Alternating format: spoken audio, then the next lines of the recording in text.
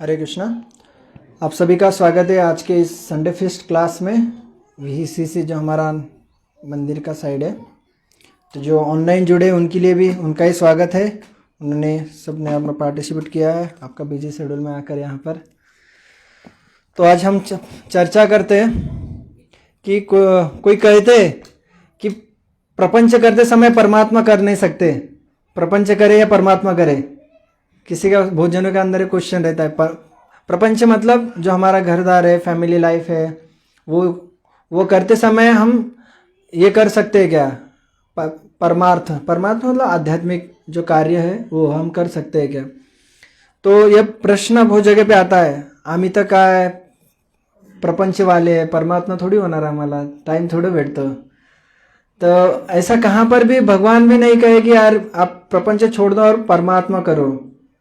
तो भगवान बोलते हैं कि जो हमारे कार्य है जब उसे कृष्ण भावनामृत करते तो वह एक परमात्मा के और ही जाता है, परमात्मा के जैसे कार्य होते। उसी तरह भगवान भगवद गीता में चर्चा करते कि कोई कहते कि सन्यास सबसे बड़ा है तो सन्यास ले लो। मतलब सन्यास मतलब सब कुछ छोड़कर आप जंगल में जाकर या घरदार सब प्रपंच छोड़कर आप परमात्मा के लिए लग जाओ। तो इसी प्रकार करना चाहिए क्या? तो भगवान भगवद गीता में कहते कि व्यक्ति जो कार्य कर रहे हैं तो कार्य करते समय वह कृष्ण भावनामृत कार्य करना चाहिए, वही हमारा परमात्मा का हो जाता है। तो भगवान भगवद गीता में एक 3 चीज़ें करने के लिए बोलते हैं, उसे व्यक्ति का शुद्धिकरण होता है। जैसा कपड़ा गंदा हो गया तो उसको धोने के लिए हम कुछ यूज़ करते प्रोसेस, हमारे बाल खराब हो गए तो हम उसको धोते, या हमारा शरीर गंदा हो गया तो उसे हम धोते। जैसे आँखों में कुछ कचरा आ जाए तो उसे साफ़ करते, कानों में कुछ गंदा हो गया तो हम उसे साफ़ करते। तो हम हर चीज़ को साफ़ करने का प्रयास करते हैं। जैसे हॉल गंदा हो गया तो हॉल को साफ़ करते हैं, मगर कभी व्यक्ति यह नहीं सोचता है कि यार मेरा हृदय भी कुछ गंदा हो चुका होगा, क्योंकि जिस प्रकार हम इनपुट डालते हैं उस प्रकार आउटपुट बाहर निकलता है। आज व्यक्ति सोचता है कि आज मुझे दुख क्यों मिल रहा है, या मेरा माइंड इतना अनस्टेबल क्यों है, मुझे इतना क्रोध क्यों आता है, मेरे से पाप कर्म क्यों हो जाते हैं इतने सारे। क्योंकि व्यक्ति के अंदर इतना मैल है, इसलिए तो मैल बाहर निकलता है। जब कोई बात करता है, देखिए कोई उसका एसोसिएशन, उसका संघ जब अच्छे लोगों के साथ नहीं होता है तो व्यक्ति उसके कार्य भी उसी तरह करने लगता है। कुछ गंदे शब्द सुनता है तो वो गंदे बातें करेगा या उसी प्रकार चर्चा करेगा। तो भगवान कहते हैं कि 3 चीज़ों से करने से हमारा शुद्धिकरण होता है। प्रोसेस बताते हैं हमारा आत्म शुद्धि करने का।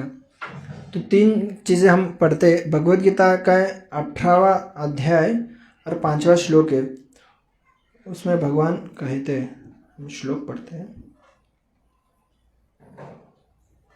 यज्ञदान तप कर्म न ताज कर्मे तत् यज्ञदान तपस्यैव पाप नानानि मनीषिणाम्। यज्ञदान तप कर्म न त्याज कार्यमे ततम् यज्ञदान तपस्यैव पाप नानानि मनीषिणाम्। यज्ञदान तप कर्म न त्याज कार्यमे ततम् यज्ञदान तपस्यैव पावनानानि मनीषिणाम्। तो भगवान कहते यज्ञ, दान तथा तपस्या के कार्यों का कभी परित्याग नहीं करना चाहिए, उन्हें अवश्य संपन्न करना चाहिए। निसंदेह यज्ञ, दान तथा तपस्या महात्मा को भी शुद्ध बनाते हैं। कि व्यक्ति को ये 3 चीज़ करना है, उसे जो महात्मा है, महात्मा मतलब महाआत्मा, अभी हम सब आत्मा है, महात्मा नहीं बने। महात्मा कब बनेंगे? जब हमारा शुद्धिकरण हो जाएगा। तो महात्मा को भी शुद्ध करता है। कोई कह सकता है कि अरे अभी ये बड़े स्टेज पे शुद्ध भक्त बन गए, इनका पूरा महात्मा मतलब जो शुद्धिकरण हो गया है, उस बंधन में उसे उसके अटैचमेंट ये सब कुछ चीज़ें नहीं है। वो हर कार्य ट्रांसेंडेंटल लेवल पे करता है, उच्च स्तर पे कार्य करता है, उससे महात्मा कहते हैं। तो उस व्यक्ति को भी शुद्ध करता है जो ये 3 चीजें करना चाहिए। तो 3 कौन कौन से बोले? यज्ञ, दान और तपस्या। तो तो प्रभुपाद जी हमें परपट में लिखते यज्ञ के बारे में, परपट पहनते, योगी को चाहिए कि मानव समाज की उन्नति के लिए कर्म करे। योगी मतलब अभी योगी की बात कर रहे हैं तो अभी हम भी कुछ ना कुछ कार्य करते हैं। योगी मतलब कुछ कार्य करने के लिए प्रोसेस में है।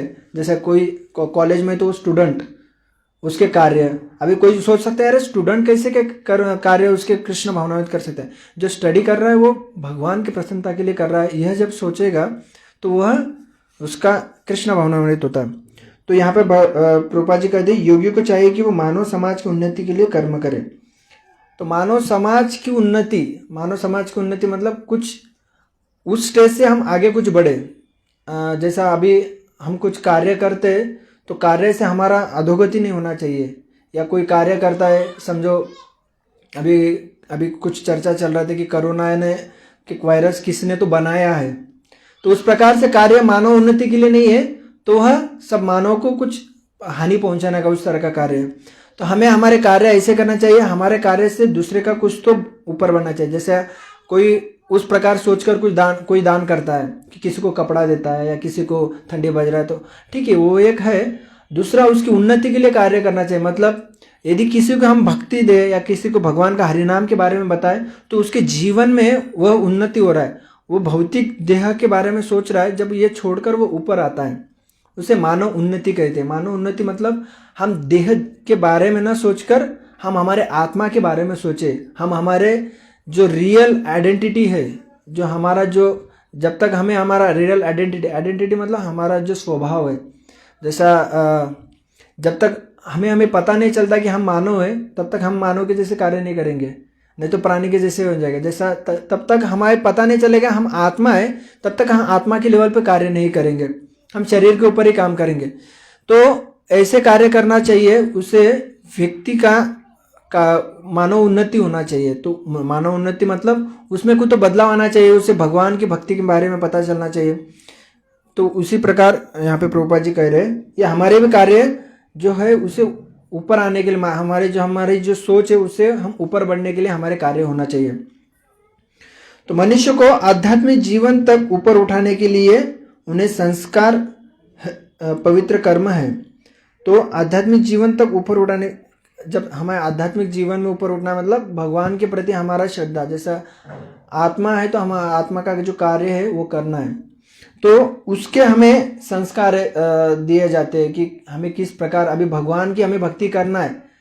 अभी हमें यहाँ से मुंबई जाना है, तो मुंबई जाना है तो हम कैसे जाएंगे? डायरेक्ट जा सकते हैं कि उड़ी मारकर? यहाँ से मैं अभी जंप लगा लेता हूँ, डायरेक्ट मैं मुंबई जाऊँगा, ऐसा हो सकता है क्या? या यहाँ से मैं गायब होकर हमें जाकर टिकट निकालना पड़ेगा, हमें पहला डेट फिक्स करना पड़ेगा, फिर जाकर ट्रेन में बैठना पड़ेगा, तो प्रोसेस है। तो उसी प्रकार हमें आध्यात्मिक उन्नति करना है, आध्यात्मिक स्तर तक उठना है, डायरेक्ट तो पहुंच नहीं जाएगा, कुछ प्रोसेस है, कुछ उस प्रकार प्रोसेस करेगा। जैसे टिकट निकालेगा या ट्रेन में जाकर बैठेगा, यहाँ घर से निकलेगा, तभी तो वो वहाँ पर पहुँच सकेगा ना, मुंबई जा पहुँचेगा, तब तक नहीं पहुँचेगा डायरेक्टली। तो हमें आध्यात्मिक उन्नति पर पहुँचना है तो हमें कुछ प्रोसेस कार्य करना पड़ेगा। तो प्रोसेस कार्य जो संस्कार है वो अभी जो यहाँ पे भगवान कह रहे, उदाहरणार्थ अभी प्रभुपाद जी ये जो 3 कार्य हमें बताया, यज्ञ, दान और तपस्या। तो प्रभुपाद जी यहाँ पे यज्ञ के बारे में बोलते कि यज्ञ क्यों करना चाहिए, या यज्ञ क्या कि विवाह उत्सव एक यज्ञ माना जाता है। जैसे कोई शादी करता है तो शादी में एक विवाह जो समारोह बनाते वह एक यज्ञ कहते हैं, क्योंकि वहाँ पे भगवान को परमिशन ले रहे। और जो बिना विवाह का एक साथ रहते वो यज्ञ नहीं कहता, वो एक पाप कर्म हो जाता है। तो वह विवाह उत्सव भी एक यज्ञ होता है जब उस तरह का प्रोसेस किया जाता है यज्ञ, जैसे यहाँ पे कहा है ना यज्ञ करना चाहिए। तो यहाँ पे और प्रभुपाद जी लिखते हैं यह विवाह एक यज्ञ कहलाता है। क्या एक सन्यासी जिसने अपना पारिवारिक संबंध त्याग कर संन्यास ग्रहण कर लिया है वह विवाह को प्रोत्साहन दे? तो प्रभुपाद जी कहते कि कोई अभी संन्यास सब घरदार छोड़ दिया और निकल गया और बोलता अरे यार तुम कहाँ अटक गए, छोड़ दो घरदार, कहाँ शादी करते हो, चलो निकलो, इस प्रकार बोलना ठीक नहीं है। कभी उसकी इच्छा है विवाह करने की तो उसे प्रोत्साहन देना चाहिए, ठीक है आप कर सकते हो। नहीं तो किसी की इच्छा है मुझे शादी करना मगर कहाँ शादी करते हो, आप सब मोह माया में जो जा रहे हो, पापी हो, इस प्रकार नहीं कर उसे प्रोत्साहन देना चाहिए। ठीक है आप जो वैदिक के नियम अनुसार विवाह कर सकते हो, वो है यज्ञ। क्या एक जैसा अब भगवान कहते हैं कि कोई भी यज्ञ जो मानव कल्याण के लिए हो उसका कभी भी परित्याग न करे। अभी ये विवाह यज्ञ है वह भी एक मानव समाज कल्याण के लिए, नहीं तो एक साथ रहेंगे जैसा कोई बिना विवाह का साथ में रहते उसका पुत्र उत्पत्ति होता है, वो वैदिक के कार्य के मतलब वैदिक जो शास्त्र के अनुसार वो कार्य नहीं होता है।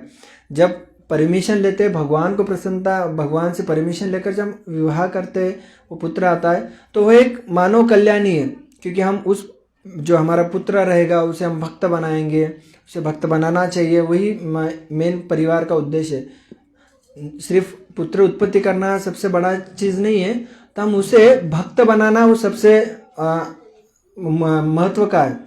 यदि हम उसे भक्त नहीं बना पाते, जैसे पुत्र का अर्थ होता है पू नाम के नरक से हमें बचाने वाला पुत्र। त्र मतलब त्र शब्द आता है त्रायते, मतलब उससे निकालना। तो जो पुत्र है जब वो भक्त बनता है तो हमें हमारी जो पीढ़ी में जो कोई है या हम हमारे दूसरे कोई जो पू नाम के नरक में है तो वहां से वो त्रायते निकालता है। तो जब पुत्र भक्त बनता है, इसलिए हमारे जो बच्चे हैं या हमारे जो पुत्र हैं उन्हें हमें भक्त बनाना चाहिए। यह सब परिवार का सबसे मूल्य कार्य वही है, बच्चों को ट्रेनिंग देना। आज देखिए आजकल आज बच्चा कहाँ पे रहता है, माँ बाप किधर रहते, जॉब करते, तो उसे वहाँ पे ट्रेनिंग नहीं दे पाता है या उसे सिखा ही नहीं पाता है। बच्चों को अलग अलग संस्कार लगा देते या बच्चों को घर पे छोड़ देते, वो जाते उनके हाथ में मोबाइल दे देते तो उसके बुरे चीज़ें लग जाते, बुरे कुछ देखने लगता है, बुरे संस्कार लग जाते। तो हमारा उस प्रकार से ध्यान नहीं रहने से हमारे बच्चे बिगड़ जाते और वो भक्त नहीं बनते, तो हमें उसका तकलीफ भोगना पड़ता है, हमें उस प्रकार से उस पू नाम के नरक में जाना पड़ेगा। तो पुत्र को हमें भक्त बनाना चाहिए। अब नहीं बना पाते तो हमारा प्रयास रहना चाहिए उसे किस प्रकार हम भक्त बनाए। देखिए इसलिए पहला यहाँ पे प्रोग्राम से पहले यहाँ पे बच्चों के लिए यहाँ पे संस्कार केंद्र चालू हो गए हैं। क्यों? ये बच्चे यहाँ ये स्टेज है, यहाँ से वो अच्छे से मोड़ सकते। जब तक वो मोड़ेंगे नहीं ना, जैसा मराठी में पहला एक स्कूल में हमें बोलते थे, जैसा मट्टी का घड़ा रहता है वह पहले बनाते समय गीला रहता है तो उसको किस प्रकार भी आकार दे सकते, मतलब उसे जिस प्रकार चाहिए हमें उस प्रकार हम उसे शेप दे सकते हैं, उसे आकार दे सकते हैं। मगर जब उस भट्टी में डाल देता है, उसे पूरा गर्म कर देते हैं, बाद में उसका आकार बदल सकते हैं कि हम नहीं बदल सकते। तो वही जो स्टेज है वहाँ तब उन्हें संस्कार देना चाहिए, तब उनको उस प्रकार से उपदेश देना चाहिए जीवन के बारे में, उसे भगवान के बारे में बोलना चाहिए। आज देखिए बच्चे जब कॉलेज में जाते हैं तब पूरा बिगड़ जाते, कुछ पता नहीं चलता, भगवान नहीं है, कुछ नहीं रहता है, खाओ पियो मजा करो, जे आ रहा है उसे मजा करते जाओ।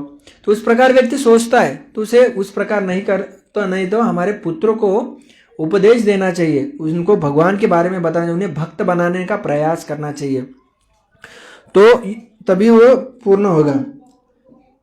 तो मानव एक कल्याण है ना, जब हमारा पुत्र भक्त बनेगा तो एक कल्याण है, मानव कल्याण हो रहा है, ना कि सिर्फ पुत्र उत्पत्ति हमारे इंजॉयमेंट के लिए हम पुत्र उत्पत्ति कर, ऐसा नहीं है।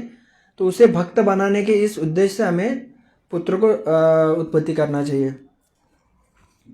तो बाद में और प्रभुपाद लिखते हैं, विवाह एक जिसने आध्यात्मिक प्राप्ति के लिए वह शांत बन सके। विवाह एक मानव मन को संयमित करने के लिए है, जिससे आध्यात्मिक प्राप्ति के लिए वह शांत बन सके। देखिए यहाँ पे बहुत जरूरी पॉइंट बोला है प्रभुपाद जी ने, मानव का मन शांत करने के लिए। अभी ये बहुत हेवी शब्द है कि कभी कभी लगता है यार कुछ हमें यौन जीवन जीना है तो हम ऐसे नहीं कुत्ते बिल्ली की तरह जी सकते, तो उसे अच्छे से विवाह कर और उस जब विवाह करके तो उसका मन शांत होगा। नहीं तो देखिए जब शादी नहीं होता तो वो विचार करता था मेरा शादी कब।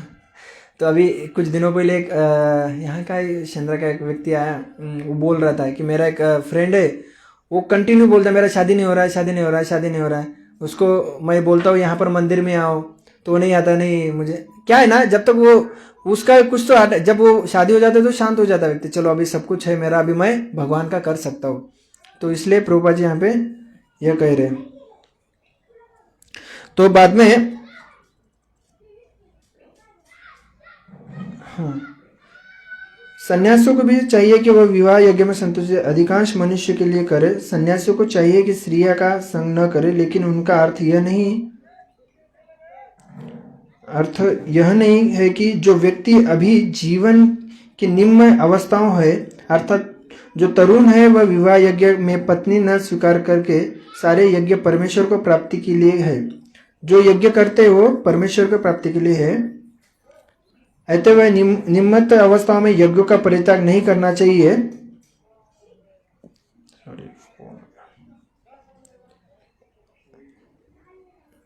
इसी प्रकार दान हृदय की शुद्धि के लिए है। यदि दान सुपात्र को दिया जाता है तो इससे आध्यात्मिक जीवन में प्रगति होती है, जैसा कि पहले वर्णन किया जा चुका है।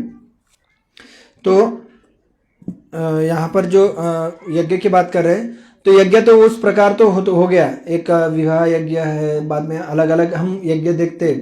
तो और दूसरा कलयुग के लिए सबसे जरूरी यज्ञ बोला है, तो सबसे जरूरी यज्ञ संकीर्तन यज्ञ। कलयुग के लिए यह संकीर्तन यज्ञ कहा है, यज्ञ करना चाहिए। अभी यह संकीर्तन यज्ञ कोई भी कर सकता है, छोटे बच्चे से बड़े तक। अभी देखिए छोटे छोटे बच्चे हरे कृष्णा कृष्णा कृष्णा हरे हरे, हरे राम राम राम हरे हरे, इस महामंत्र का बोलते। तो यह महामंत्र कहना एक यज्ञ है, क्योंकि हम जो हमारे शब्द है भगवान को आहुति दे रहे, भगवान का नाम ले रहे। तो यह संकीर्तन यज्ञ इस कलयुग के लिए बोला है, तो यह सबको करना चाहिए। यह करने से हमारा शुद्धि होता है, क्योंकि यह संकीर्तन यज्ञ यह कलयुग, जैसा पहले अलग अलग प्रकार था भगवान को प्राप्त करने के लिए। जैसे सत्य युग में लोग ध्यान लगाते थे, हजारों वर्षों तक बैठकर ध्यान लगाकर भगवान को प्राप्त करते थे। अभी व्यक्ति के देखो 10 मिनट बैठने से वो अपना करवट मोड़ लेगा, इस पैर पे पैर रखकर दूसरे पैर पर रखेगा, या मन में अलग अलग विचार आने लगेंगे, अरे मेरा जूता मंदिर में, अरे मेरा जूता कोई तो लेके नहीं गया होगा क्या, या कभी अरे मेरा फ्रेंड बुला रहा है, खाना पकाया क्या नहीं पकाया। तो इस प्रकार कभी कभी विचार आते रहते हैं, हम ध्यान लगा ही नहीं पाते। ज़्यादा से ज़्यादा 5 मिनट तक हम शांत बैठ सकते, नहीं तो कुछ ना कुछ आएगा, अरे मेरे हस्बैंड घर पे आए होंगे अभी यहाँ पर, तो कुछ ऐसे प्रकार के विचार आ जाते व्यक्ति, तो ध्यान लगाना मुश्किल हो जाता है। तो कलयुग में ये पॉसिबल नहीं, मगर सत्युग में पॉसिबल था, लोग हजारों वर्षों तक ध्यान लगाते थे, मगर अभी इस कलयुग में पॉसिबल नहीं है। तो कलयुग सत्युग में ध्यान लगाते थे। बाद में त्रेता युग आया, तो त्रेता युग में लोग यज्ञ करते थे। तो यज्ञ मतलब बड़े बड़े जो यज्ञ कुंड करते, जैसा राम जी की इसमें हम देखते, राम जी ने कितने बड़े बड़े यज्ञ किया था, कितने गायों को दान किया था। अभी पॉसिबल होगा उतना गाय को दान करने के लिए, या उतना हर एक व्यक्ति को सोना इतना सारा देते थे, अभी पॉसिबल नहीं है, या उतने सामग्री भी नहीं मिल पाएंगे हमें, जैसा जो यज्ञ में अलग अलग सामग्री लगता है। तब यज्ञ में साक्षात भगवान या वो जो यज्ञ जिसको दे रहे वो साक्षात प्रकट होते थे, अग्निदेव प्रकट होते थे, इंद्रदेव प्रकट होते थे, और वो आहुति ग्रहण करते थे। अभी कोई लेता है क्या? नहीं लेता, क्योंकि उतना शुद्ध नहीं है, उतने ब्राह्मण शुद्ध नहीं है। तो अभी कलयुग में पॉसिबल नहीं है, उस त्रेता युग में पॉसिबल था। तो तब उस प्रकार का यज्ञ कर कर लोग भगवान को प्राप्त कर सकते थे, मगर कलयुग के लिए पॉसिबल नहीं है। तो त्रेता युग, फिर बाद में आया द्वापर युग। द्वापर युग में डीटी वर्शिप था। डीटी वर्शिप मतलब भगवान के अर्च विग्रह की सेवा। देखिए आप साउथ के मंदिर में जाएंगे, अभी भी कुछ इस प्रकार के सेवा करते, किस प्रकार चामर घुमाते, आरती कैसा घुमाते। अब देखिए गंगा की पूजा समय कैसा आरती घुमाते। तो उस प्रकार का अलग अलग प्रकार, उतना शुद्धि। आप कुछ बड़े टेम्पल में जाएंगे तो कभी किसी को देखेंगे नहीं, या कोई स्पर्श करने नहीं देंगे, या दूसरा किसी के छाव भी पड़ने नहीं देंगे, बहुत शुद्धि था। उस प्रकार से अभी करना पॉसिबल नहीं है। हमें उसी तरह कितने गंदे कपड़े रोज वही पहन लेते हैं, तो शुद्धि हमारा कुछ तालमेल जुड़ता ही नहीं है कि कब स्नान करना चाहिए, दिन भर 3 बार स्नान करना चाहिए, बालों को कब संवारना चाहिए, ये सब चीज़ें, मगर उतना शुद्धि कर पाना इम्पॉसिबल है अभी कलयुग के लिए। तो डीटी वर्शिप से भी हम कर पाना थोड़ा सा कठिन हो जाता है, या नहीं हो पाता कलयुग के लिए। तो कलयुग में भगवान इस हरिनाम को दिया है कि आप हरिनाम लेकर भगवान को प्राप्त कर सकते। जैसा हमारे महाराष्ट्र में भी इतने साधु संत आके गए, तो उन्होंने सब जितने साधु संत आए, अभी हर एक इसमें आए वाले हर एक कार्य के इसमें, जैसे शिंपी जो कपड़ा सिता है उसमें कोई साधु आ गया है, जैसा तेल निकालते हैं उसमें कोई तो साधु आ चुके हैं, जैसा कोई कुम्हार जो मट्टी के गाड़े बना जो बर्तन बनाते तो उसमें भी कोई तो आ चुके हैं। तो हर इसमें अलग अलग कोई ना कोई संत आके चुके, जैसा माता जी लोगों में जनाबाई, मीराबाई, इतने सारे जन आके गए। ये किस लिए आए वाले, किसके लिए वो आते? तो इसलिए आते हैं कि हमें बताने के लिए, एग्जाम्पल दिखाने, जैसे तुकाराम महाराज, ये लोग क्यों आए? हमें बताने के लिए, एग्जाम्पल देने के लिए आए कि आप इसमें रहकर भी भक्ति कर सकते हो। जैसा अभी कोई बोल सकता है मैं तो स्त्री हूँ, घर में इतने सारे काम रहते हैं, पति की सेवा है, बच्चों की सेवा है, बच्चों को पढ़ाना है, उनका स्टडी लेना है, और बाकी के समाज बाकी की रिस्पॉन्सिबिलिटी रहते हैं, ये सब करना पॉसिबल, और उसमें हम भगवान की सेवा कैसे कर सकते? तो हम देखते हैं कि उसमें भी हम लोग तो इस प्रकार सोचते हैं, मगर जैसे हम एग्जाम्पल लेके जनाबाई होगा, मीराबाई, तो इन्होंने खुद ने जैसा कुछ सखूबाई बोलकर महाराष्ट्र में को आके गए, तो उन्होंने सब लोगों ने भक्ति किया, उनके पास सब रिस्पॉन्सिबिलिटी भी थे। अभी तो ज़्यादा रिस्पॉन्सिबिलिटी नहीं है, कपड़ा धोना है तो वॉशिंग मशीन में डाल दो, घर में चपाती बनाने के लिए दूसरा कोई तो आ जाता है, जैसा आटा निकालना है तो जाके चक्की में जाकर निकल गया, पहले वो इसके ऊपर मराठी में जाता होता है, हिंदी में क्या बोलते पता नहीं, चक्की रहता था छोटा हाथ का चक्की, हाँ चक्की, हाथ का चक्की के ऊपर पहला निकालते थे सुबह सुबह 4 बजे उठकर। अभी तो उठते 7 बजे उठकर कुकिंग। तो पहले के जैसा तो ज्यादा काम नहीं है अभी, घर में पूरा, अभी तो फ्लैट सिस्टम है तो घर में जाकर पूरा सामने कुछ पानी डालना पड़ता था, या मिट्टी के घर रहते तो वो जो गोबर लेकर पूरा लेपना पड़ता था। अभी तो कुछ नहीं है, तो भी कहते हैं कि टाइम नहीं है। जब व्हाट्सअप रहता है, कुछ सीरियल रहते तो बराबर टाइम पर जाकर वहां पे बैठ जाते सीरियल देखने के लिए, कितना भी बिजी रहो शेड्यूल, कुकिंग करते करते वो देखते जाते, कुकिंग में थोड़ा स्टॉप कर देते, जाकर वो टीवी के सामने बैठ जाते। तो इस प्रकार से हम करते हैं, तो भगवान का नाम लेने के लिए समय नहीं करते। जैसे एक बार मैं जो हमारा इस्कॉन का पदयात्रा है उसमें था, तो महाराष्ट्र पर घूम रहा था, तो एक व्यक्ति मिला मुझे, उसका सरनेम था कर मर कर, कर मर नहीं कर। तो मैं बराबर है आपका सरनेम। मैं सोचा कि यार सही में हर व्यक्ति वही तो कर रहा है, मर रहा है, फिर से करना स्टार्ट कर रहा है। जैसा इतने जन्म हमें जी रहे, इतने कौन से जन्म में हम जी कर आए, अभी मनुष्य जन्म मिला है, कुत्ते के इसमें थे, कुत्ते के जैसा कार्य किए, फिर मर गए, फिर से जीवंत हो गए, फिर से और कुछ योनि में गए। जैसे वो कहते ना 84 लाख योनि घूमने के बाद मनुष्य शरीर मिलता है। इतने जन्मों हम घूम घूम कर इस मनुष्य देह में आए, कर रहे मर रहे, कर रहे मर रहे, कर रहे मर रहे, फिर से अभी भी वैसा ही करना है, तो फिर से हमारा वही हो जाएगा, कर रहे मर रहे। तो यह हमारा जंक्शन स्टेशन है। जैसा आता है ना, अब यहाँ से आपको जाना है मुंबई, तो मनमाड़ एक जंक्शन स्टेशन आता है। जंक्शन स्टेशन मतलब आप दूसरे डायरेक्शन में जा सकते हैं। जैसे यहाँ से आपको जाना है तो औरंगाबाद मनमाड़ के बीच में जंक्शन स्टेशन नहीं है, आपको मनमाड़ ही जाना पड़ेगा।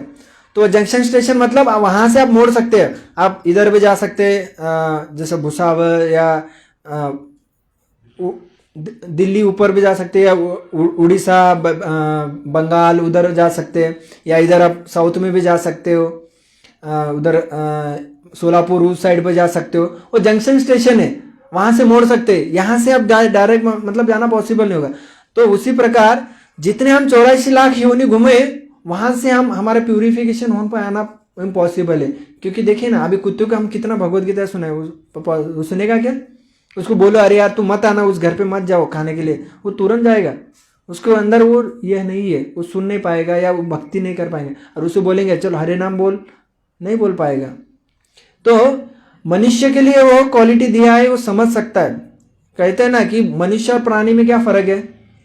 क्या फर्क है मनुष्य और प्राणी में? क्या फर्क क्या है मनुष्य और प्राणी में? बुद्धि। वाह वंडरफुल। देखिए बराबर, बुद्धि समझ सकता है वो। क्योंकि प्राणी अभी जिसको बुद्धि है तो वो उस प्रकार काम करेगा, नहीं तो कोई सोचेगा ही नहीं मेरे पास बुद्धि है, मगर वो बुद्धि को ऐसा कर रहा हो कि यूज कर रहा है क्या उसका, वो भी आता है। नहीं तो हाँ मेरे पास है नॉलेज, बुद्धि है मनुष्य के पास, मगर हम सोच रहे कि उस बुद्धि का यूज कर रहे हैं क्या। जैसा देखते हैं कि प्राणी में और मनुष्य में क्या फर्क है? तो बुद्धि का आता है। तो हम देखते समान कार्य क्या क्या है, आहार, प्राणी भी खाता है, हम भी खाते हैं। हमारे और प्राणी में कुछ अंतर है क्या? और ज़्यादा जैसे व्यक्ति कार्य करता है, पापी पेट का काम है, पापी पेट के लिए तो करना पड़ता है। पापी पेट मतलब वो कितना भी डालो वो खत्म होता है, कंटिन्यू डालना ही पड़ता है, उसके लिए तो कार्य करना पड़ता है। तो हम उसके लिए कार्य कर रहे हैं। चलो खाने के लिए आज देखें, आज लोग कितना खाते हैं, खाने का मतलब उतना ही खाते हैं मगर वेराइटीज चाहिए अलग अलग। आज ये ढाबे पे, आज मामाज ढाबे, आज काकाचा, कुछ अलग अलग ढाबे, मामा भतीजे ढाबा, अलग अलग ढाबे में जाकर मैं खाता हूँ, या आज प्रोजन में जाकर कुछ खाते, या आज मैं इस मॉल में जाकर खाता हूँ। तो अलग अलग टेस्ट लेने का प्रयास करता है। जैसा कैनॉट में जाकर खाता हूँ या मैं उधर के दूसरे एरिया में जाकर खाता हूँ। तो व्यक्ति को खाने का अलग अलग वेराइटीज चाहने जाता है, मगर खाता का इतना से खाता है। मगर जो प्राणी देखते हैं वो हमारे से ज़्यादा खाता है। जैसा हाथी कितना खाता है, टनों में खाता है। हमारा कितना, 4-5 रोटी होने के बाद बस फिनिश, उतना ही खत्म हो जाता है। मगर हाथी कितना खाता है। तो हम जो कहते हैं कि अरे पापी पेट के लिए काम करें, कितना खा रहे हम पापी पेट के लिए, इतना सा तो खा रहे हो बस, उसमें हम, मगर उसमें आनंद लेना चाहते हैं ना खाने के लिए। मगर हमारे से ज़्यादा आनंद कौन लेता है?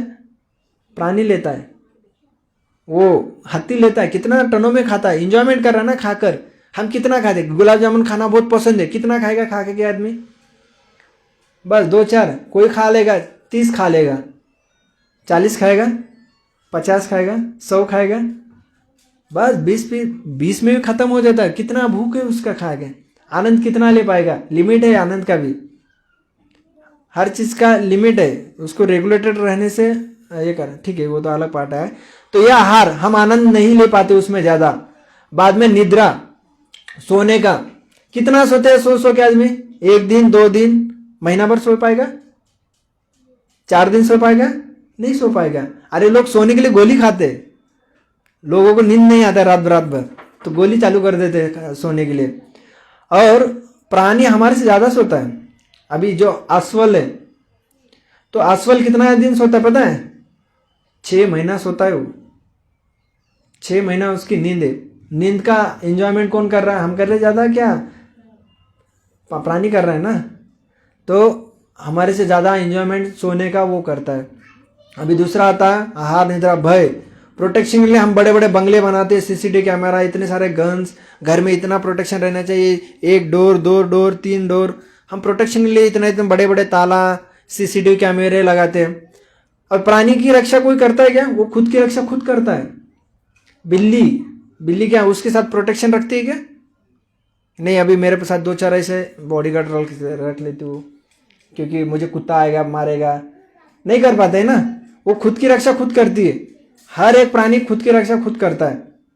तो वो खुद की रक्षा करने में सक्षम है, हम उसमें भी ज़्यादा नहीं है। जो भय, जैसा दूसरा आता है मैथुन, तो मैथुन का भी उसी कुछ लिमिट रहता है व्यक्ति का, ज़्यादा प्राणी करते हैं ना।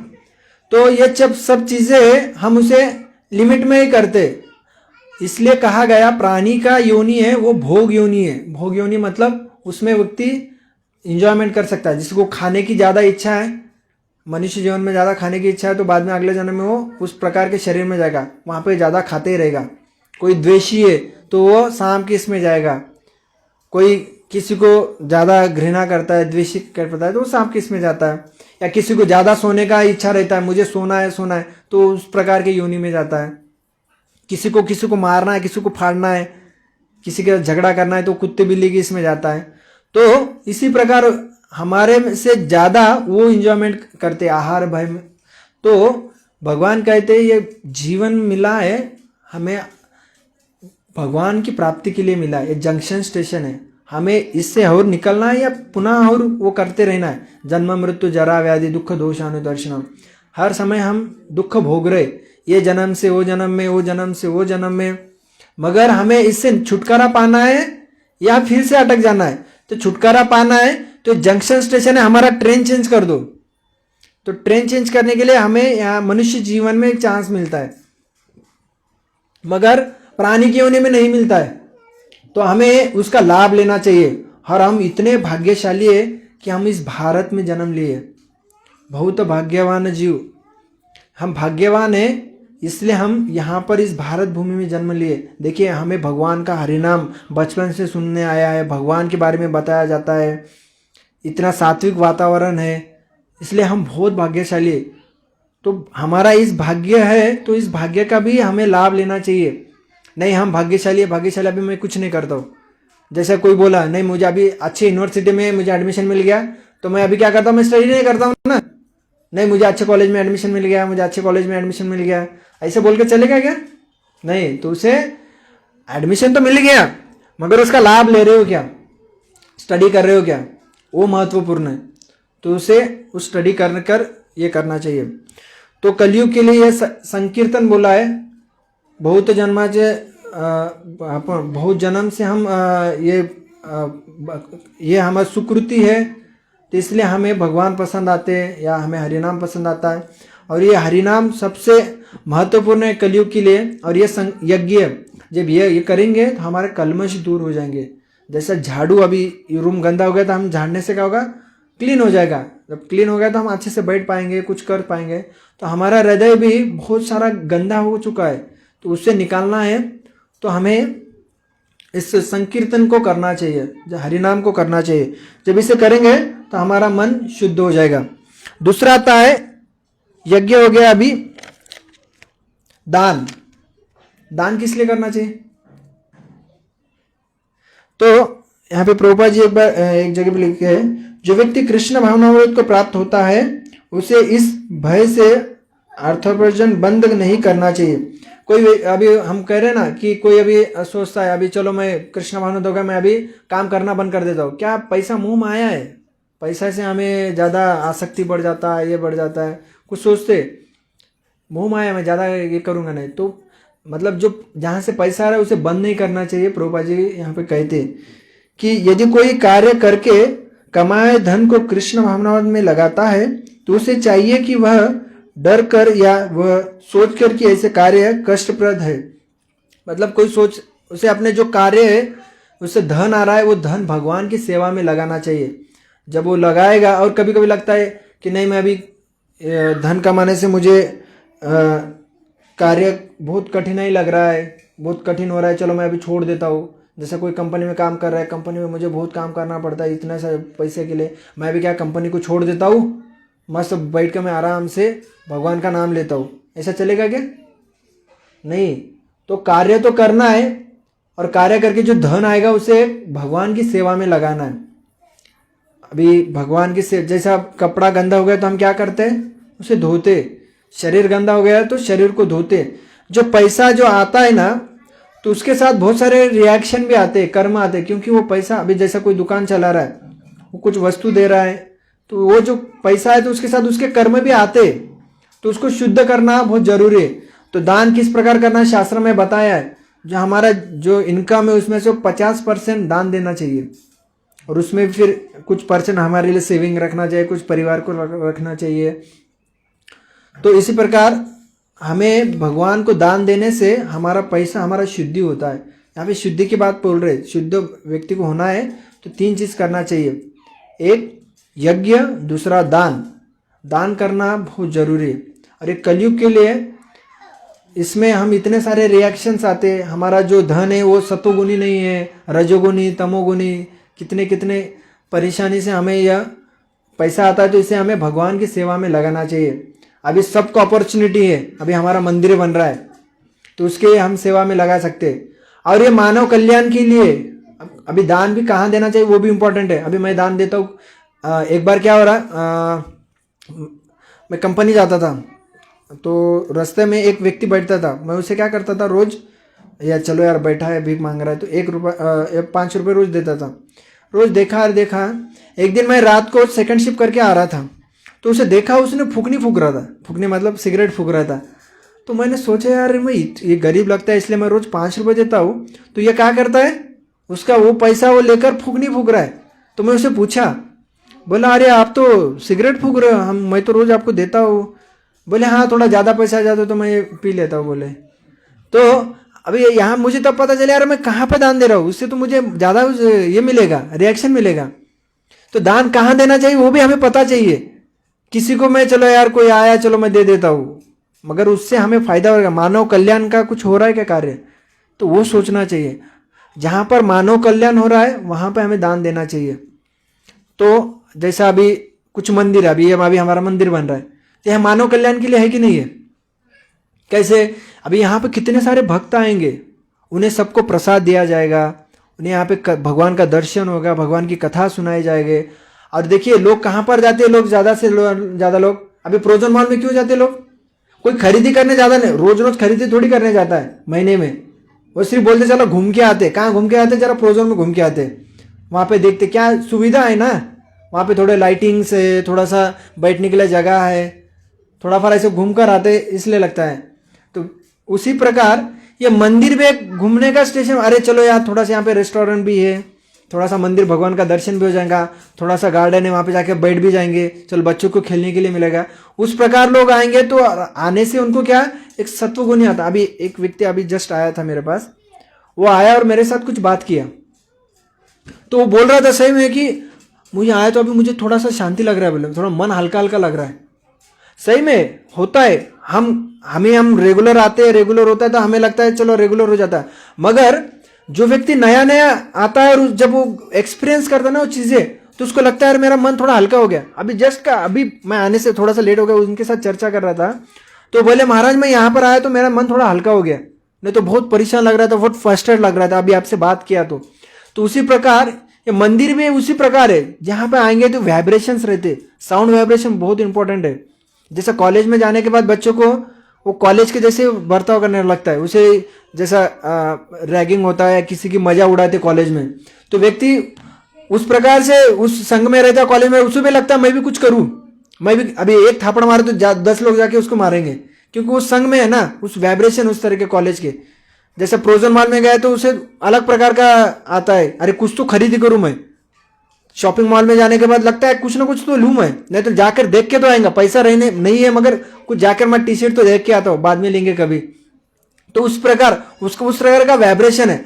और जिस प्रकार यहाँ आध्यात्मिक वाइब्रेशन जब यहाँ पर आएगा तो उसे वो लगेगा यार सब जन माला कर रहे हैं, सब जन भगवान का कुछ गुणगान कर रहे हैं, तो मैं भी कुछ करता हूँ, चलो मैं भी बैठ कर भगवान का हरिनाम करता हूँ। तो यह मंदिर का उपयोग है।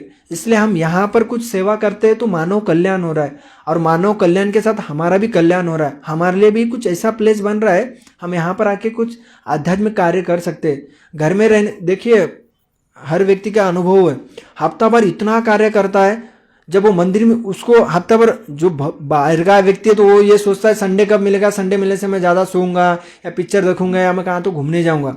मगर जो भक्त रहता है वो सोचता संडे कब आएगा, संडे कब आएगा, वहाँ पे जाके मैं मंदिर में जाके सेवा करूँ, वहाँ पे मैं कुछ तो सेवा करूँ।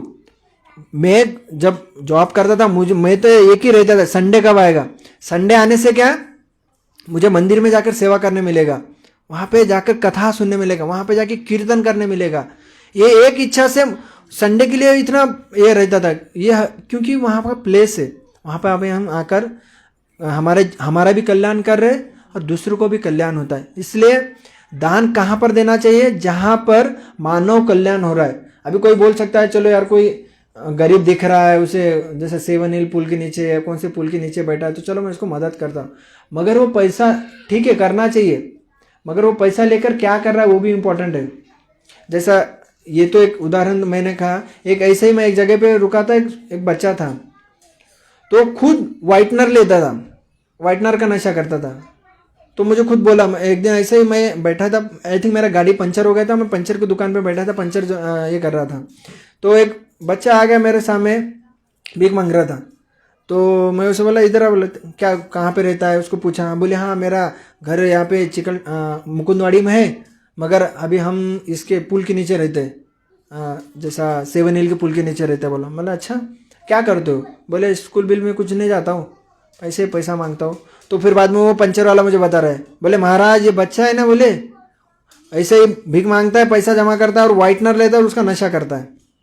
अभी कोई सोचता है रे छोटा बच्चा है, चलो इसको कुछ थोड़ा मदद कर देते, मासूम लग रहा है, मगर वो क्या कर रहा है, वो पैसा लेकर वो नशा कर रहा है। तो इस प्रकार दारू पीते, सिगरेट फूकता है, इस प्रकार तंबाकू खाता है, तो वो पैसा का क्या यूज कर रहा है, उसका हम लग रहा है कि हम उसे हेल्प करें, मगर उसका हेल्प नहीं कर रहे हैं हम, उल्टा हम उसको और अंधकार में डुबा दे रहे। तो यह कहाँ पर लगाना चाहिए, हमें सोचना चाहिए, दान करना। अभी आता है तपस्या। तपस्या मतलब, तपस्या का अर्थ क्या होता है? तप, तप और स्या। जो अभी सोना है, सोने को चमकाना है तो क्या करना पड़ता है? सोने को चमकाना है तो क्या करना पड़ता है? तपाना पड़ता है, बरोबर है ना। उसे अग्नि में डालना पड़ता है, अग्नि में डालेंगे तो वह चमकता है और ज्यादा, और उसका तेज बढ़ जाता है सोने का। तो उसको जब तपता है तो वो चमक बढ़ता है। तो हमें भी तपना पड़ेगा, तपस्या उसे तो कहते हैं। मतलब अभी सोने को जब उसमें डालोगे, हीट लग रहा है ना, गर्म हो रहा है, उसे कुछ अभी उसमें तो ये नहीं है जान, मगर हीट मतलब उसको परेशानी हो रहा है ना। इसी प्रकार हमें तपस्या हम करेंगे तो हमारा भी शुद्धिकरण होगा। तो तपस्या भी अलग अलग आता है, मन की तपस्या, बॉडी की तपस्या, बोलने की तपस्या। तो अभी बॉडी की तपस्या क्या है? सुबह सुबह उठना है, अब भगवान का हरि नाम लेना है। जैसे बॉडी की और तपस्या में अलग अलग आता है। क्लीनिनेस, क्लीनिनेस भी बहुत जरूरी है। कभी कभी तो 2-2 दिन स्नान ही नहीं करते, नहीं तो सुबह करते तो शाम को करते, तो अगले दिन शाम को ही करते। कितने बजे भी उठना है, कभी भी सोना है। तो बॉडी का जो तपस्या है, बॉडी को किस प्रकार, जैसे खाने का तपस्या, क्या खाना चाहिए, कैसे खाना चाहिए। जैसा कहा है ना कि खाने का भी हमारे आत्मा और बॉडी मेंटेन रहे उतना ही खाना चाहिए। ज़्यादा कम भी नहीं खाना चाहिए, ज़्यादा भी नहीं खाना चाहिए, मेंटेन खाना चाहिए, रेगुलेटेड जीवन जीना चाहिए। तो यह रेगुलेटेड जीवन जीना, यह एक तपस्या है। जैसा सोने का भी, जैसा घूमना है। आजकल बीमारी ज़्यादा क्यों बढ़ गई पता है? क्योंकि लोग ज़्यादा मतलब खाने के ऊपर उनका रेगुलेटेड नहीं है, सोने का रेगुलेटेड नहीं है, जीवन रेगुलेटेड है ही नहीं है। आज फर्स्ट शिफ्ट करता है हफ्ता भर, अगले दिन सेकंड शिफ्ट करता है, बाद में अगले हफ्ते थर्ड शिफ्ट करता है। उसका पूरा रूटीन चेंज ही होते रहता है, तो उससे वो हेल्थ खराब ही होगा। तो तपस्या करना मतलब अलग अलग तपस्या है, तो हमें तपस्या करना चाहिए। अभी तपस्या, अभी जाकर जंगल में बैठकर एकदम ऐसे ध्यान लगाकर बैठना है, इस प्रकार का तपस्या तो अभी के पॉसिबल नहीं है। हरिनाम जप करना भी एक तपस्या है। सुबह उठकर भगवान का नाम स्मरण करना एक तपस्या है। देखिए जब जप करने बैठेंगे ना आप, तो मन इधर उधर ऐसा भटकता है ना, हमें पता चलता है अरे मन कितना पावरफुल है। जैसा अर्जुन कहे थे ना, चंचल ही मन कृष्ण, एकदम दृढ़ है, चंचल है मन, और दूसरा क्या, बलवान है, फोर्सफुल है, शक्तिशाली है। अर्जुन कहता है मैं हवा को भी रोक सकता हूं, मगर मन को रोकना बहुत कठिन है। 1-2 माला, 1 माला तो हम करते जाएंगे तो हमारा मन भी हमारा शांत होते जाएगा, मन भी कंट्रोल हो जाएगा। तो हमें तपस्या सबसे जरूरी है, भगवान का हरिनाम लेना, और दूसरा अध्ययन करना, श्रवण करना, यह भी तपस्या है। कान की तपस्या है वो। नहीं तो हम कितने सारे कुछ कुछ सुनते, इसकी बुराई, अरे आज ना असं इसका ये हुआ। जैसे अभी माताजी लोगों में तो इतना सारा चलता है की अरे याच्या घरात हे झालं, त्याच्या घरात ते झालं, इसका ये हो गया, तो इसने ये आज फ्रिज लाया, या इसने मिक्सर लाया, या उसके घर में आज टीवी आ गया, कुछ ना कुछ चलते ही रहता है बातें। मगर वो श्रवण करने से हमारा नुकसान होता है, क्योंकि हमें लगता है अरे उनके घर में आया तो मेरे घर में आना चाहिए। तो ऐसा कुछ सुनते रहते, या इसका द्वेष, अरे उसने ये किया, उसने उसको लेकर भाग गया, इसने इसको, ये इतना सारा सुनते। पिक्चर में देखते रहते, टीवी में, अरे वो तो चर्चा, सीरियल का चर्चा करते रहते, अरे उस सीरियल आज ना उस बहू का इस तरह हो गया, उसने आज सास ने इस तरह का बात किया, सीरियल का बात करते रहते। वो तो हमें पता है उसको कोई किसने तो लिखा है और वो बनाया है, वो तो एक्चुअल में नहीं है, मगर उसका चर्चा करते घंटों। जैसा कोई पानी लाने गए एक जगह पे, सब्जी लाने जाए और मिल जाए कोई, तो बस बात करते घंटा भर निकल जाता है, पता ही नहीं चलता है। अरे यार मेरा अरे समय हो गया, चलो मुझे जाना है। तो कुछ भी बातें करते रहते, कुछ भी सुनते रहते, मगर क्या सुनना चाहिए वो हमें पता चाहिए। तो भगवान की कथा सुनना ये हमारी तपस्या है, भगवान के बारे में सुनना ये हमारी तपस्या है। वो सुनना बहुत जरूरी है, क्योंकि जब तक हम श्रवण नहीं करते ना, देखिए जो व्यक्ति सो जाता है उसको उठाना है तो किस प्रकार उठाना पड़ता है, कुछ बोलने से ही उठेगा ना। वो आंखें से देखेगा कि अरे हाँ मेरे सामने आ गया, अभी चलो मैं उठ जाता हूँ, नहीं। जब तक वो कान का हृदय से कनेक्शन है, श्रवणम, जैसा नवदा भक्ति भी आता है तो श्रवणम पहला था, श्रवणम कीर्तनम। जब श्रवण करेंगे है ना, जैसे अभी मोबाइल है, मोबाइल में इनपुट में सॉन्ग डालूंगा तो आउटपुट बाहर निकलेगा ना स्पीकर से, इनपुट ही नहीं डालूंगा और बोलूंगा आउटपुट बाहर आ जाएगा क्या? नहीं, जो इनपुट डालूंगा वही तो बाहर आएगा। जब तक हम श्रवण करेंगे, श्रवण करने से हमारा हृदय शुद्धिकरण होता है, मन शुद्धिकरण होता है, हमें पता चलता है। एक्चुअल में श्रवण से हमें पता चलता है कि क्या सही है, क्या गलत है, क्या करना चाहिए, तो वह हमें श्रवण से पता चलता है। इसलिए श्रवण बहुत जरूरी है। अभी यहाँ पे आपको सुविधा है, यहाँ पर आके कथा का सुन सकते हो, भगवान का हरिनाम सुन सकते हो, तो यह एक आपको बहुत अपॉर्चुनिटी है। और ज़्यादा दूर भी नहीं है आप सब लोगों को, यहाँ से कुछ 5-6 मील दूरी आपको यहाँ पर प्रोग्राम होता है।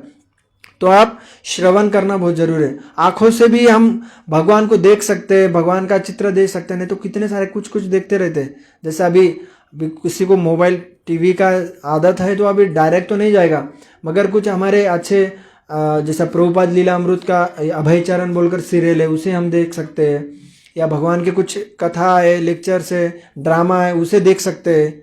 तो उससे हमारा मोड चेंज हो रहा है।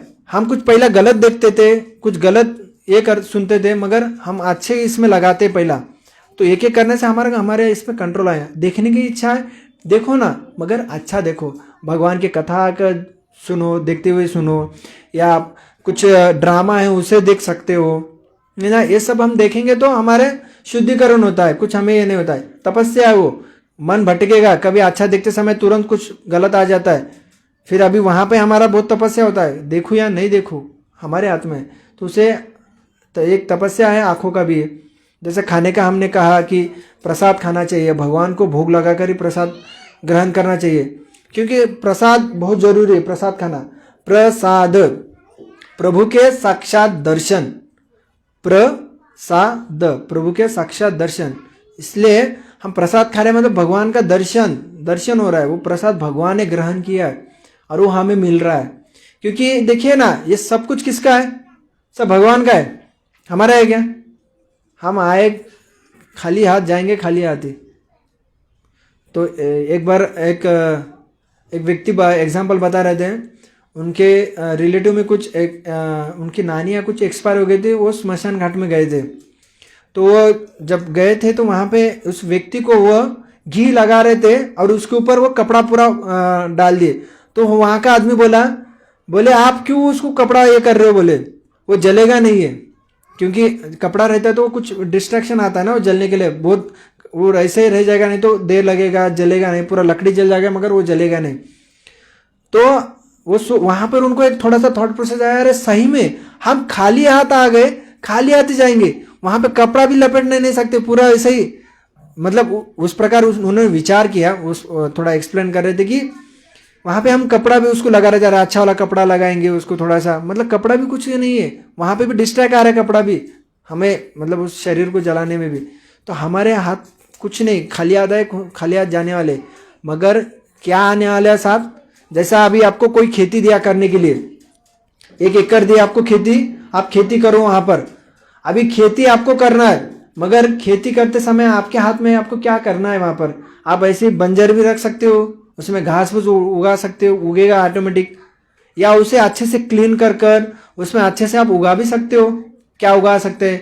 सब्जी उगा सकते हैं, ग्रेन्स उगा सकते हैं, फूल के झाड़ लगा सकते हैं, फल के झाड़ लगा सकते हो, वो आपके हाथ में क्या करना है। और एक दिन वो एक जन बोला कि आपको 10 साल आपको ये खेती दिया जाएगा, आप करो क्या करना है, बाद में 10 साल के बाद आपको ये खेती निकाल लिया जाएगा। उसी प्रकार हमें भी ये खेती दिया है, मनुष्य शरीर हमें खेती दिया है, तो अभी इसमें हमें क्या उगाना है क्या नहीं उगाना हमारे हाथ में, या ऐसे ही छोड़ दे। इतने सारे करोड़ों जन्मों से हमारे पाप का हमारे कलमेश है हमारे अंदर, वही उगते रहेंगे, फिर घास, वो जो अलग अलग कांटेरे झाड़ आ जाते कांटों के, तो उसी प्रकार हमें उगाना है, या उसे अच्छे से साफ कर क्लीन कर अच्छे फल के झाड़ ये लगा, फूल के झाड़ लगा, सब्जी के झाड़ लगा सकते हैं, ग्रेन्स लगा सकते हैं, ये उगाना है। जब ये उगाते जाएंगे तो हमें इसका उपयोग है। जैसे एक स्टोरी, आपको एक स्टोरी बता देता हूँ। एक पिताजी धनी थे, उन्होंने, उनके 3 बेटे थे, 3 बेटों, अभी उनको लगा कि मैं अभी थोड़ा सा बूढ़ा हो चुका हूँ, तो मैं क्या करता हूँ, अभी मेरा जो धन है अभी मुझे बच्चों को देना चाहिए। तो 3 बच्चों को बुलाता है, तो बोलता है कि अभी मैं तो बूढ़ा हो चुका हूँ, अभी मुझे धन आपको बांटना है, मगर मैं आपको एक टास्क देता हूँ, टास्क मतलब कुछ शर्त देता हूँ, आप उसको पूरा करो, मैं उसको पूरा धन दे दूंगा। तो वो क्या करता है, 3 बच्चों को 5-5 चावल के ग्रेन्स देता, दाने दे देता है, 5-5 चावल के दाने दे देता, तीनों बच्चों को देता। अब ये 5 साल के बाद मुझे मेरे पास आना, इसका जो मुझे ज़्यादा मूल्य देगा, 5 ग्रेन्स के 5 चावल के जो दाने दिए थे उसके मुझे ज़्यादा मूल्य देगा, मैं उसको पूरा धन दे दूंगा। तो एक ने क्या किया, अरे बोले 5 साल इसको कहाँ संभाल के रखो, इसका मूल्य क्या बढ़ेगा क्या, ठीक है ना, जब पिताजी बोलेंगे तो मैं दूसरा ले सकता हूँ। और पिताजी क्या उसका भेदभाव नहीं कर सकेंगे, ये चावल और चावल के उनको थोड़ी उसमें कुछ मार किया, तो दूसरा दिखा दे। दो, एक ने फेंक दिया, दूसरे ने क्या किया, अभी उसको अच्छे से भगवान के मंदिर में उसको एक चांदी का बक्सा बना लिया, उसमें रखा और उसको अच्छे से भगवान के बाजू में रखा, रोज उसकी पूजा करता था, भगवान की पूजा करता था। उसको लगा अच्छे से रखूंगा तो पिताजी मुझे। और जो तीसरा जो उनका लड़का था उसने क्या किया, घर के पीछे उसने चावल जमीन में डाले, उससे क्या हुआ, वो चावल के पौधे आए, कुछ ग्रेन्स आए, फिर से वो डाला, फिर से उससे ग्रेन्स आए। वैसे करते करते करते करते 5 साल तक उसके पास अच्छे से जमीन आ गया, जमीन आ गया, उसे उसे उसको धन भी ज़्यादा मिला। जब पिताजी 3 बच्चों को बुलाए कि किसने ज़्यादा उसका मूल्य लाया है, तो अभी पहला बच्चा ने कहा अरे मैं तो फेंक दे 5 दाने, कहाँ अभी पता नहीं। दूसरे ने उसे वो बक्सा लेकर आया चांदी का, मैं इसे कहा। और तीसरे ने क्या किया, दिखाया मेरे पास इतना सारा एकड़ जमीन भी आया है, क्योंकि वो यूटिलाइज किया, वो 5 ग्रेन्स को कम नहीं समझा, उसने उसका यूज़ किया तो उसका मूल्य ज़्यादा दिया, तो पिताजी उसको दे दिया। उसी प्रकार हमें हमारा जमीन मिला है, हमें लगता है यार इतना सा 10-20 साल है, उसमें कहाँ अभी भक्ति करूँ या मेरा एंजॉयमेंट करूँ। तो व्यक्ति को ये 5 जो हमें थोड़ा सा जीवन मिला है, 50 साल 60 साल कितना 70 साल कितना है पता नहीं है, मगर उसमें मिला है तो उसका उपयोग अच्छे से करते, उसे अच्छे से यूज़ कर कर उसे अच्छे कुछ तो आउटपुट निकालते, उसमें कुछ तो अच्छे से उत्पन्न निकालते। तो जाते समय तो जमीन नहीं लेके जाएंगे, शरीर नहीं लेके जाएंगे, मगर वो शरीर का यूज़ कहाँ पर करते, कैसे करते, वहाँ से क्या अच्छे कर्म करते, वो हमारे हाथ में। इसलिए इस शरीर का यूज़ भगवान की सेवा में करना चाहिए, उससे हमें अच्छे कर्म मिलेंगे। भगवान की सेवा करने के बाद हमें भगवान के धाम वापस जाने मिलेगा। पुनः जो जंक्शन स्टेशन हमने कहा ना, जंक्शन स्टेशन है, फिर से हम इसमें जन्म मृत्यु जरा व्याधि की इसमें नहीं गिरेंगे, तो हम भगवान के धाम वापस जाएंगे। तो भगवान के वापस धाम जाना है तो हमें इस जमीन में अच्छा उगाना है। तो जमीन में अच्छा उगाना है तो भगवान यहाँ पे 3 चीज़ की बात तो की है, यज्ञ, दान और तपस्या। तो हमें सब कृष्ण भावना भवित करना चाहिए। हम दान भी करना चाहते हैं, भगवान की सेवा हो रहा है क्या उससे, हमारे दान से भगवान की सेवा हो रहा है क्या, उसके लिए करना चाहिए। दूसरा जो तपस्या है, अभी तपस्या मतलब मैं क्या करता हूँ, बहुत मतलब कुछ कार्य करता हूँ, किस लिए, इंद्र तृप्ति के लिए नहीं। तपस्या बोलते ना, मैं कंपनी में कष्ट करता हूँ, कंपनी की प्रगति के लिए मैं काम करूँगा, या मैं किस व्यक्ति के काम बहुत करूँगा, उस व्यक्ति का कार्य, मगर उस व्यक्ति का कार्य भगवान की सेवा नहीं हो रहा है, मानव कल्याण नहीं हो रहा है, तो कुछ कार्य नहीं। तो मानव कल्याण के लिए वो कार्य होना चाहिए। हमारा जो कार्य कर रहे हो मानव कल्याण के लिए होना चाहिए। कोई व्यक्ति कंपनी में काम कर रहा है, मगर काम कर रहा है ठीक है, उसमें से जो धन आएगा जो भगवान की सेवा में लगाएंगे, तब उसका हमें अच्छे से कर्मफल मिलेगा, नहीं तो उसका बैड कर्म मिलेगा। हम कितना भी तपस्या करो उधर, इसलिए हमें अच्छे से कर्म करना चाहिए भगवान की सेवा के लिए। ये हो गया दान। बाद में यज्ञ, यज्ञ अलग अलग जो हमें विधि विधान बताए हैं उसे हमें फॉलो करना चाहिए।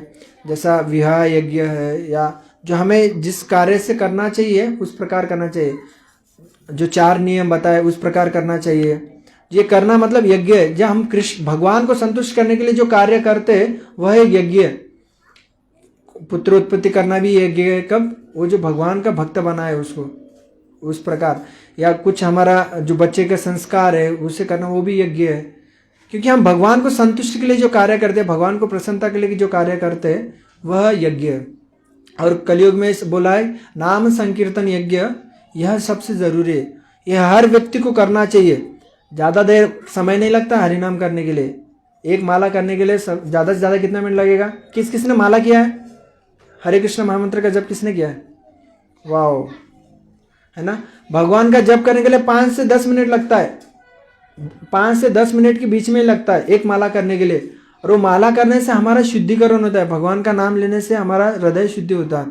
और ये कलयुग के लिए यही है, नाम संकीर्तन साधन थे सोपिल जतिल पापे जन्मांतरिचे। ये नाम संकीर्तन करने से हमारे जो पाप है वो जल जाते हैं। और हर एक व्यक्ति इस नाम संकीर्तन को बोला है, जितने साधु संत आए, जैसा ज्ञानेश्वर महाराज भी बोले हरिमुखे मना पुण्य गणना कौन करी। हर एक जने हरिनाम के बारे में बताया, क्योंकि कलयुग के लिए सबसे जरूरी है हरिनाम। जब व्यक्ति हरिनाम करेगा तो उससे भगवान प्राप्त हो जाएंगे, उसके हर एक कार्य अच्छे से हो जाएंगे। तो ये 3 चीजें हमें करना चाहिए। ये 3 चीजें करेंगे तो हमारे शुद्धि हो जाएगा। शुद्धि होने से हम वापस भगवान के धाम वापस जा जाएंगे। तो भगवान का धाम कौन सा है? वैकुंठ। वैकुंठ, वै मतलब नहीं, कुंठ मतलब दुख। वहां पे दुख नहीं है, वह जगत है वैकुंठ। और इसे कुंठ बोलते हैं। कुंठ मतलब यहाँ पे दुख ही दुख है। जैसे भगवान भगवद गीता में कहते यहाँ पे दुखालय अशाश्वतम। दुखालय जैसे कपड़ालय है, ग्रंथालय रहता है, मदिरालय मदिरालय रहता है, वहां पे सिर्फ दारू ही मिलता है। तो ऐसा अलग अलग यहाँ पे भगवान क्या कहते हैं, ये दुखालय, यहाँ पे दुख ही मिलता है। देखिए ना, कौन सुखी क्या जिंदगी भर? कभी किसी को कुछ भी दुख नहीं आया, ऐसा कोई है क्या? कोई भी नहीं है, सबको दुख है कुछ ना कुछ। 3 ताप है, जन्म मृत्यु जरा व्याधि है, या कुछ अलग अलग प्रकार के दुख है हमें। हर व्यक्ति को दुख है, कोई बोल नहीं सकता। वो कितना भी श्रीमंत रहो, कितना भी रईस रहो, मगर उसके दुख है। जैसा अंबानी कहते हैं, अंबानी को सुखी है क्या? उसे भी दुखी है। हर व्यक्ति दुखी है। तो इसे हम इस जगत को दुखालय कहा है, तो हमें इस दुख से बाहर निकलना है। और अशाश्वत, हर चीज शाश्वत नहीं है। अभी कोई कहता है मैं अभी इतना सुंदर हूँ, मैं इतना मेरा बॉडी है एकदम, मेरा शरीर एकदम बलवान है। कितने दिन रहेगा रह रहेगा? बूढ़ा होने के बाद पूरा उसका जाएगा, शाश्वत नहीं है। कोई बोलेगा अभी मेरा घर है, कितने साल रहेगा घर रहेगा? बाद में कुछ ना कुछ उसका ये होगा, उसका घट जाता है। हर चीज जैसा फ्रीक्वेंसी है ना, एक फ्रीक्वेंसी पहला इंक्रीज होता है, अच्छा रहता है, फिर एक न्यूट्रल पोजीशन पर जाता है, फिर बाद में उसका डिक्रीज चालू हो जाता है नीचे। तो हर चीज है, सुख आता है, बाद में फिर से दुख आता है। कहा जाता है कि 2 सुख के बीच, 2 दुखों के बीच में जो गैप रहता है ना, हम उसे सुख को मानते। जैसा किसी को लगता है मुझे प्यास लगा है, अभी पानी पी लेता है। कितने देर रहता है पानी पीकर? 1 गिलास पीगा, 2 गिलास पीगा, 3 गिलास पीगा, फिर से उसे प्यास लगेगा। तो हर चीज में हमें यहाँ पे अशाश्वत है, कुछ शाश्वत यहाँ पर नहीं है। तो भगवान के धाम में शाश्वत हर चीज। तो भगवान को संतुष्टि के लिए हमारा कार्य करना चाहिए। हमें भगवान के धाम वापस जाना है, सबको आना है भगवान के धाम। तो इसलिए सबको भगवान का हरिनाम लेना चाहिए। ये एक साधन है भगवान के धाम जाने के लिए। आपको अभी सबको मार्ग पता चल गया है भगवान के धाम जाने के लिए, ट्रेन पता चल गया। अभी ट्रेन में बैठना आपका कार्य है, टिकट निकालना आपका काम है, जाने के लिए तैयार होना आपका काम है। हर व्यक्ति का कार्य, सबका इंडिविजुअल, मेरा भी काम है, मैं भी अभी ट्रेन में बैठना है। हर व्यक्ति को अपना अपना टिकट पता चल गया है। मुझे अभी कहाँ जाना है? मुंबई जाना है। अभी मुंबई जाना है तो मुझे जाके ट्रेन में बैठना पड़ेगा। ऐसा ही नहीं बोल सकते चलो अभी मुंबई जाना है। क्यों जाना है? तो पहले जाके ट्रेन में बैठना पड़ेगा ना। जब तक ट्रेन में नहीं बैठेंगे तो तब तक मुंबई पहुंच नहीं पाएंगे। इसलिए हमें तो पता चल गया वैकुंठ जाना है तो उसके लिए प्रोसेस क्या है? भगवान का हरिनाम लेना है, तो वो करना है, भगवान की कथा सुनना है, भक्तों का संग लेना है। तो जब यह करेंगे तो हम मुंबई पहुंच जाएंगे, नहीं तो फिर यहाँ पर फिर से औरंगाबाद में रुकना पड़ेगा। मुंबई मतलब भगवान के धाम, नहीं तो यहाँ पे भौतिक जगत में फिर से रहना पड़ेगा। ठीक है, प्रभुपाद जी है, प्रभुपाद जी ने सबको मार्ग दिया है, प्रभुपाद जी ने सबको हर चीज दिया है, हमें भी सबको दिया है। तो हमें प्रभुपाद जी हमें लेकर जाने वाले। प्रभुपाद जी कहते थे कि आपको मैं पीछे के डोर से अंदर वैकुंठ में ले लूंगा, आप सिर्फ मैं जो बोलूंगा वो करिए। जैसा रहता है ना, कोई अभी सिनेमा टॉकीज में है, वहाँ पे आपको जाना है और कोई आपके पहचान वाला उधर, या आप पीछे के डोर से आ जाओ, सामने से डोर से आपको थोड़ा सा कठिन लगेगा, मगर मैं आपको पीछे से डोर से अंदर ले लूंगा। तो प्रभुपाद जी ने ऐसा कहा, आप सिर्फ मैं जो बोला हूं उसको फॉलो करो, आप ये करेंगे तो मैं आपको वैकुंठ में पीछे के डोर से ले लूंगा। तो इसलिए प्रभुपाद जी ने जो कहा है उसे हमें फॉलो करना चाहिए। इतनी कठिनाई से प्रभुपाद जी ने हमें इतना सारा दिया है।